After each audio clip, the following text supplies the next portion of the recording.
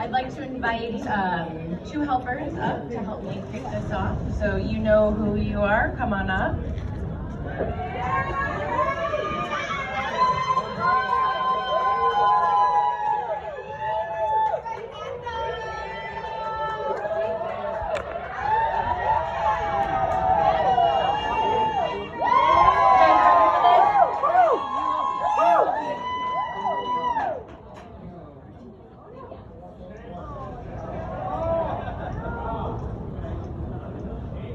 Five, six, seven, eight, and turn.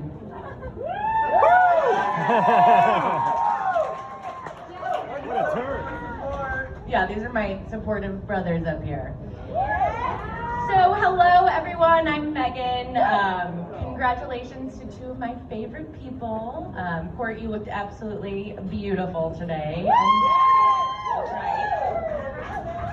And Mike, you look exceptionally ripped. Thank you. And sweaty. Thank you for bringing us to this beautiful location, and maybe for bankrupting a few of us. I've put a lot of time and effort into this speech, and I've had a lot of different ideas, and I've had to go back to the drawing board a few times. But I finally realized that there are really no words to describe how lucky I am to have you, Courtney, as my sister, and how happy I am for you today. Most of you know how close Courtney and I are, so I don't have to stand up here and tell you that. And you also know how big of assholes we are, so I don't have to tell you that either. So in the end, I settled on writing a letter to Courtney, which I'm going to read to you now. Go sit. Sit up here. Good job. Dear Courtney, we have known each other for a very long time, since the day you were born, in fact. I had just turned 2, and my first memory was looking down at you in the hospital in one of those weird incubator things that they used in the 80s. I distinctly remember that two things crossed my mind. The first was, whoa, this baby has a weight problem. And the second was, that's strange, I didn't know that our family was part Asian. As a side note, Courtney, you came into this world already annoyed with all of us, as you can see by her giving us the middle finger.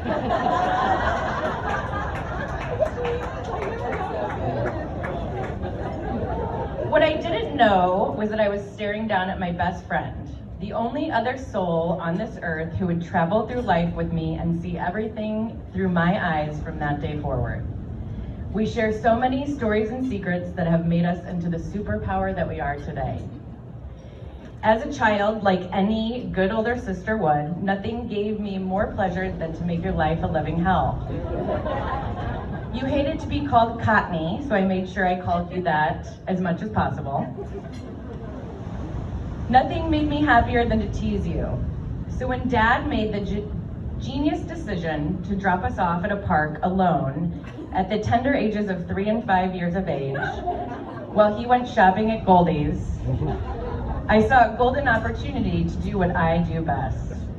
I sat you down and I broke the news to you that he would never be returning, that this is our new home, and that you should start collecting leaves and grass to make your bed on the sled.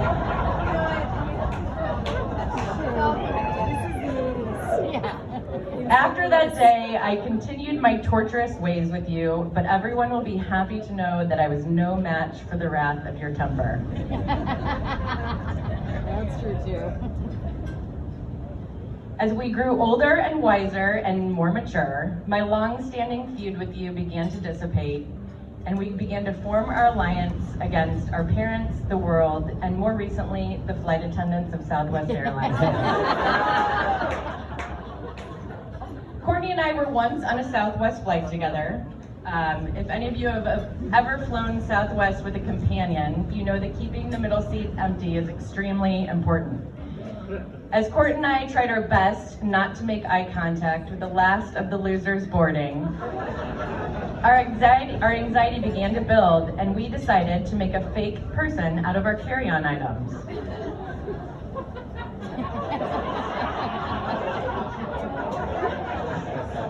It not only worked, it worked so well that the flight was delayed because they couldn't figure out how an extra person got on board. Court, you were very clear with me when you told me, and I quote, "This is a toast, not a roast, and this is not your time to practice your stand-up comedy routine."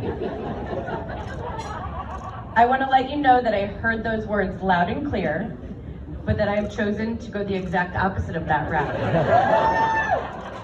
Sorry, it would be a disservice to deny this audience Megan's comedy show. They paid a lot of money to be here, so I'm going to give the people what they want.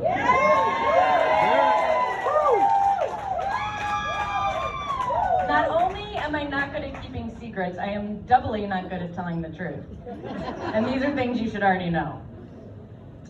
When you moved to Atlanta in after college in around 2006, I put together a little gift for you, which was entitled A Sister's Guide to Surviving the Real World. And after reviewing this, I realized that much of the advice that I gave you back then translates well to A Sister's Guide to Surviving Marriage.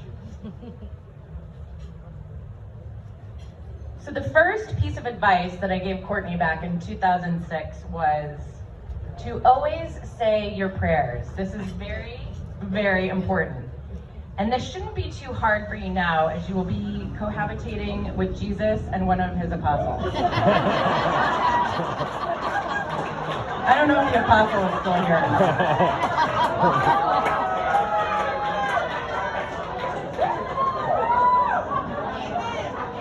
The next piece of advice is to always be a lady. You've really mastered this one in your 38 years on Earth, as shown by Exhibit A, B, and C.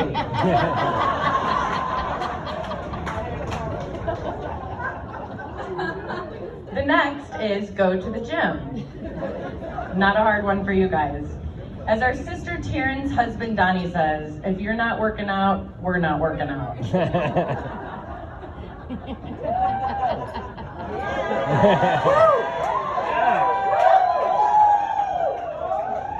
The next is, do not get stuck outside without your clothes. Court, I'm not worried about you with this one. Mike, you are a different story.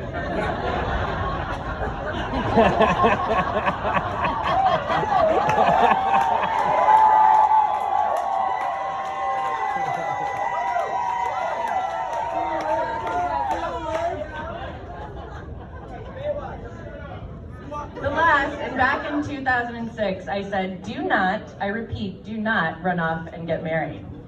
Back then, I was extremely concerned about you getting married before me, but I have a 10-year lead on you now, so it's fine, and you have my blessing.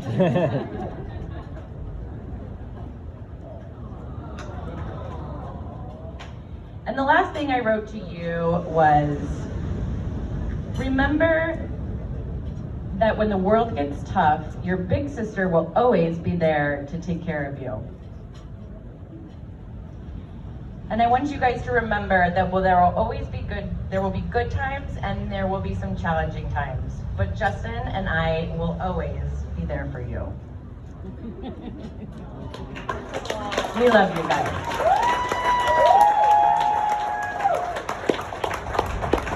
So, Mike and Courtney, before we raise our glasses for a toast, I want you to please turn and face each other. You are now looking into the eyes of the person who is statistically most likely to murder you.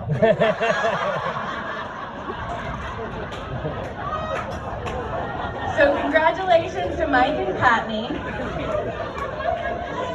Please raise your glasses so we can toast Mr. and Mrs. Michael Ropetta.